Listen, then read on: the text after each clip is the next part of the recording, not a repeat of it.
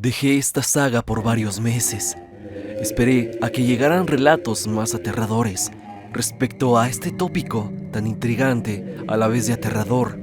Los encuentros con sectas es algo espeluznante que va más allá de cualquier historia sobre entes paranormales o incluso el tema de los perros actuando como humanos, ya que esto es completamente real. Existen este tipo de grupos en algún lugar, en algún punto de tu ciudad, y quién sabe si un día de estos, uno de nosotros podamos encontrárnoslos y vivir una experiencia que nos perseguirá hasta la tumba, tal cual como los protagonistas de las siguientes historias. Estas vivencias nos muestran y son una ventana para conocer un poco de aquel lado oscuro que nadie quiere encontrarse, pero que estas personas, lamentablemente, sí lo hicieron. Es así que sin más dilación, pasemos con experiencias aterradoras con sectas.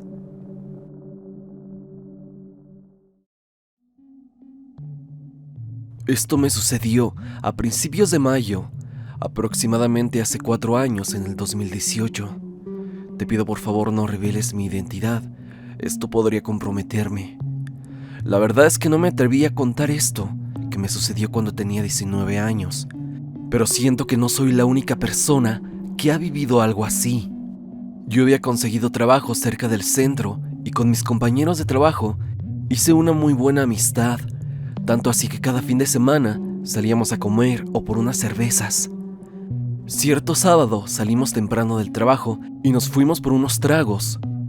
Casi siempre íbamos a la zona de Insurgentes en un bar muy conocido, ahí en la zona rosa, en un bar de ambiente LGBT. Empecé a tomar con mis amigos ronda tras ronda hasta que se hizo de noche. El bar se estaba llenando de gente y el ambiente era muy bueno. En ese rato entró un tipo, el cual era sumamente atractivo. Llamaba mucho la atención. La mayoría quedamos perplejos cuando lo vimos llegar. Yo seguía con mis amigos tomando y bailando, hasta que de pronto fui a la barra a pedir más cerveza y esa persona me abordó. Me preguntó cómo me llamaba y cosas así. Incluso me invitó un trago. Fue muy amable y atento. La mayoría de los demás chicos se nos quedaban viendo y obvio, eso me gustaba. Estuve un buen rato conversando con este hombre, el cual me invitaba a una fiesta cerca de ahí, por la colonia Roma, para que la siguiéramos. A lo cual yo, por influjos del alcohol, accedí. Fui a la mesa con mis amigos, me despedí de ellos. No querían dejarme ir, pero yo necio me fui. Salimos del antro, fuimos a su auto, subimos al coche y empezó a besarme. En el trayecto a la dichosa fiesta, yo empecé a sentirme mareado. Empecé a sentirme mal, a lo cual él dijo que pronto íbamos a llegar, que no me preocupara. Perdí la noción del tiempo. Después de cierto rato, desperté tirado, con una ropa distinta a la que llevaba. Parecía ropa medieval. Estaba tirado en el pasto de un jardín de una casa muy grande y antigua, como de los años 50. Yo aún me sentía mal, con un dolor de cabeza, mareos y la vista borrosa. Empecé a llamar a este chico por su nombre, pero no me respondía. Entonces vi la casa oscura. Esa casa parecía atrapada en el tiempo. Entré en ella, caminaba entre los pasillos y lo único que alumbraba eran unos candelabros con velas, las cuales parecía que lloraban al quemarse. A lo lejos empecé a escuchar unos rezos muy raros. Era como si fueran en otro idioma, como latín, supongo yo. No sabía de dónde provenían. Caminé hasta la parte superior, donde había una sala y un pasillo que daba a una entresala. Había unas escaleras que daban a un desnivel, como si fuera un sótano, y en ese desnivel había una enorme cortina negra de terciopelo que cubría una puerta de cedro antigua. De ahí provenían los rezos. En ese momento me dio curiosidad de ver qué pasaba ahí dentro, porque la puerta estaba entreabierta. Fui a acercarme lentamente para ver qué sucedía. Entonces escuché la voz de un hombre, el cual me dijo: Acércate y entra. Yo, aterrado, me iba a echar a correr, pero atrás ya había 2 hombres, con unas máscaras muy extrañas. Me tomaron por los brazos y me metieron a ese lugar. Me sentía débil, tenía mucho miedo, tenía ganas de gritar, pero no podía. Al abrir la puerta fue una extraña sensación, ya que entré a un cuarto muy grande, donde al final del muro había un tipo de altar en el que se percibía una escultura llamativa, pero alrededor del cuarto se veían unas sombras muy aterradoras. Parecían animales. Aquellos hombres se acercaban a aquel altar y en el piso había gente hincada con la cabeza en el piso. Aquellas sombras que se veían eran unos carneros que estaban sentados en unas sillas antiguas con ornamentos. Parecía que balbuceaban. Me acerqué a aquel muro donde estaba el altar y vi una escultura llamativa. Era un joven muy hermoso, con una apariencia angelical, pero lo más extraño era que estaba totalmente desnudo, abrazando un cocodrilo. Entonces escuché varias voces de hombres y mujeres, entre ellas la del hombre que me había abordado en el antro. Me dijo: bienvenido, no tengas miedo, no va a pasar nada. Aquel hombre me abrazó y sentí todo el sudor de su cuerpo. Después escuché la voz de una mujer grande, de edad, que decía: te estábamos esperando, diciendo mi nombre. Entonces aquella gran puerta de cedro se abrió y entraron 4 mujeres con vestidos blancos. Las 2 primeras chicas llevaban bandejas, una con una cabeza de toro y la otra de león. Las de atrás dejaban pétalos a su paso, como si fuera una especie de boda. Llegaron y se postraron ante el altar, colocaron las charolas en cada costado, empezaron a sonar muchas campanas, junto a cánticos con unas voces muy gruesas y agudas. Eran los cantos como en latín. Mientras cantaban, las flamas de las velas empezaron a aumentar, y fue entonces cuando prendieron las luces. Cuando apenas mi vista se adaptaba a la oscuridad, fue en un abrir y cerrar de ojos que me di cuenta que estaba dentro de un salón muy lujoso, pero antiguo y elegante. Era un cuarto blanco con detalles de oro y plata. La gente que permanecía hincada estaba sin ropa. Aquel joven que me recibió y me abrazó me ofreció una copa llena de vino. Yo estaba como aturdido y no reaccionaba bien. Al darme la vuelta, vi a detalle aquella escultura a la que le rendían tributo y adoración. La que te digo que era un chico. Aquí te vuelvo a afirmar que parecía una persona disecada, porque se veía como una persona real. Era un joven hermoso con una mirada penetrante, con un cuerpo musculoso, y sobre sus brazos sostenía o abrazaba un cocodrilo bastante grande, que también parecía disecado. Entonces los cantos empezaron a aumentar más y más. Aquellas mujeres que entraron con las charolas empezaron a girar alrededor de todas las demás personas. Entraron unos hombres vestidos como soldados romanos. Toda la gente eran de facciones muy finas. Parecía que no eran de aquí. También pude reconocer a 2 personajes del medio del entretenimiento, pero traían unos antifaces que cubrían sus rostros. El calor de las velas y el calor de todos aquellos que estaban sin ropa provocaban que aquel salón pareciera un horno. Llegaron más hombres y mujeres atractivos y se acercaban ofreciendo frutas, quesos, panes y vinos. En los costados del salón había 4 músicos varones, vestidos de manera muy ostentosa, con ornamentos. Tocaban unos instrumentos muy extraños, pero la música era hermosa. Volvieron a sonar las campanas. En medio del cuarto había un sillón muy extraño, que era como circular. Ahí se proclamó una grande orgía entre hombres y mujeres. Mujeres y hombres, hombres con hombres, mujeres con mujeres. Todo estaba lleno de demasiados lujos, excesos y excentricidades. Grandes banquetes, joyas en el piso, y vi que los que estaban en el tumulto se pasaban una copa muy bonita que resaltaba sobre todas las demás. Creo que era un cáliz, como la que ocupan en las iglesias, y esta era tomada por todos los que participaban en aquella org. En medio de todo eso había un espejo ovalado en el piso, del cual salió un humo negro denso y despedía un olor a azufre mezclado con un olor a incienso. Era un olor bastante raro y que de verdad provocaba que te doliera la cabeza. Yo estaba totalmente aterrado, temblando, sin poder hablar, con las manos atadas. Aquel hombre que me llevó, solo recuerdo que me empezó a besar y después sentí que perdí la conciencia. Cuando reaccioné, me di cuenta que estaba tirado en la mitad de la nada, en un bosque. Me quedé dormido en aquel lugar donde estaba tirado.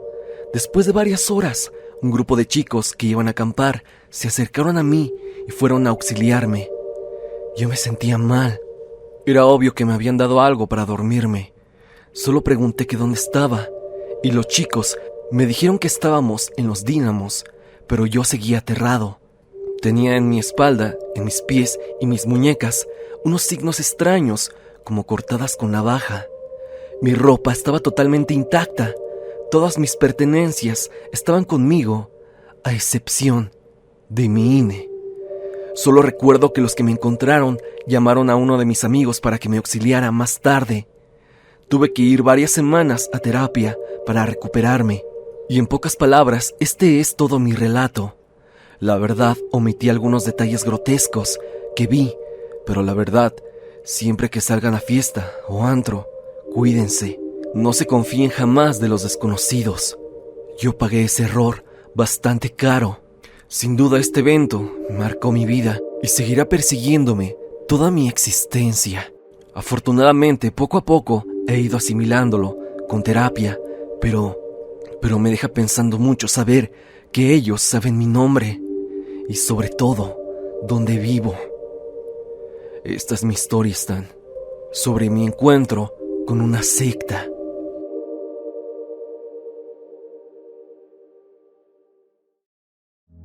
Esta historia fue compartida por una colega del ámbito de YouTube llamada Maronza, y es que a ella le contaron una historia que vivió su abuelo. Una experiencia de verdad inquietante, sucedida en una de las épocas más turbulentas de México, y que claro, tiene que ver con sectas. Ella nos cuenta lo siguiente. Esta historia le pasó a mi abuelo materno, cuando tenía unos 20 años aproximadamente. Sucedió en el año 1968. En ese momento se mudaron de casa hacia las inmediaciones de San Ángel aproximadamente. Los integrantes de su familia eran sus papás, 2 hermanos y él, siendo el más grande de ellos. Me cuenta que estaba ansioso por entrar a la universidad, más exactamente a la UNAM, para terminar la carrera y tener un buen trabajo. Y sobre todo, ayudar a sus padres, ya que ellos pagaban renta y había veces que no les alcanzaba el dinero para todos los gastos. Habían pasado pocos meses de que se presenció los terribles eventos en la Plaza de las Tres Culturas en Tlatelolco. Pero algo que cuenta es que desde antes ya veía militares fuera de su casa, policías y demás infiltrados. El ambiente era muy tenso por aquellas semanas. Se respiraba, según mi abuelo, un aire muy tenso y se presentía que algo fuerte iba a pasar. Esto, repito, dicho por su misma voz. Él estuvo el 2 de octubre en la Plaza de las Tres Culturas, pero afortunadamente pudo escapar rápidamente, ya que no estaba tan cerca del centro de la plaza. Después de que vio que cayó la bengala del helicóptero, antes de que empezaran a disparar desde los edificios de la unidad de Tlatelolco, él logró marcharse junto con otros jóvenes. Pero lamentablemente amigos suyos y maestros fallecieron. Por el temor a sus padres, le dijeron que no fuera a la escuela, y también porque no sabían hasta cuándo iban a reanudar las clases, ya que todos tenían el miedo de que fuera a pasar de nuevo. No se sabe si esto derivó a lo que contempló semanas después, y es que en sus ratos, cuando no iba a la escuela, se la pasaba encerrado en su casa. Él sabía que las manifestaciones seguían por parte de los estudiantes, y sus amigos iban a buscarlo para que fuera con ellos a protestar, pero él estaba sumamente asustado, y con justa razón, vale decirlo. Solo les dijo que sus padres no lo dejaban ir, y también porque sabía que si se iba, sus papás lo regañarían. Pasaban los días y él siempre veía las noticias para saber qué sucedía con los estudiantes y con su escuela. Una noche quería tomar un poco de aire fresco. Sin salir de su casa, simplemente subió a la azotea para distraerse de todo lo que estaba pasando. Dice que el ambiente se sentía extraño, raro, cuando, de pronto, observó a su alrededor y vio hacia el patio de unos vecinos una fogata con un círculo rojo. La escena era real, según cuenta el abuelo. Él conocía a la familia, se llevaba muy bien con un muchacho, el cual pertenecía a esta, y era de su edad, e iba con él a la universidad. Mi abuelo pensó por un momento que los policías habían entrado a su casa, ya que él era uno de los que siempre estaba presentes en las protestas. Se le hizo extraño al abuelo y se quedó en la azotea para ver qué pasaba. Sin embargo, se arrepiente de haberlo hecho. A los minutos, vio cómo empezaba a salir varias personas encapuchadas, poniéndose alrededor del círculo. Todos traían velas negras y libros en las manos. Parecían Biblias, pero no veían exactamente qué eran. Él, por intriga de qué iban a hacer, se quedó a observar el acto. Las personas abrieron una especie de libro y empezaron a rezar, pero mi abuelo me dijo que no entendía lo que decían. Parecía otro idioma. Como las personas estaban agachadas y por el gorro no alcanzaba a ver sus rostros, él suponía que eran miembros de la misma familia. De repente vio como de la nada las llamas del fuego se elevaron. Parecía como si le hubieran echado gasolina o algo flamable. A la par de que el fuego se elevó, ellos alzaron sus manos hacia arriba junto con su mirada.